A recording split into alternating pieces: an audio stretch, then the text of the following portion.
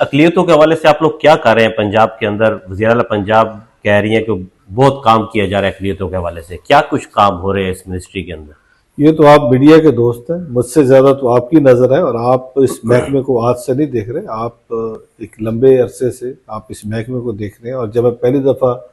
Punjab assembly के अंदर बतौर MP आया था, उस वक़्त से आप मेरी कारकर्दगी भी देख रहे हैं, मेरी जमात की कारकर्दगी भी देख रहे हैं, और अक़लियतों के लिए हम जो काम कर रहे हैं आप वो भी देख रहे हैं। देखिए, मैं तो ये कहूँगा, तारीफ़ वो जो आपका मुखालिफ भी करे और आपका दुश्मन भी करे। पिछले दिनों फवाद चौधरी साहब ने एक अपना इंटरव्यू दिया,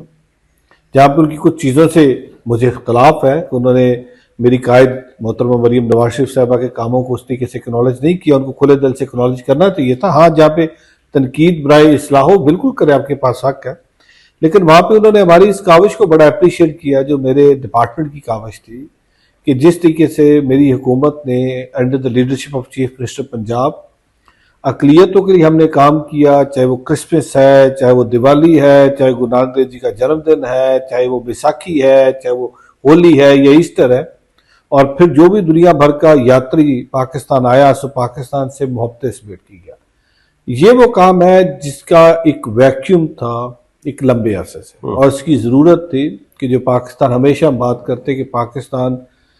सिखों के लिए बिलखसूस मक्का और मदीना है। जिस तरह हर मुसलमान की दुआ होती है कि वो मक्का की ज़ियारत करे, उसको मक्का की ज़ियारत नसीब हो, मदीनातुल मुनव्वरा जाए,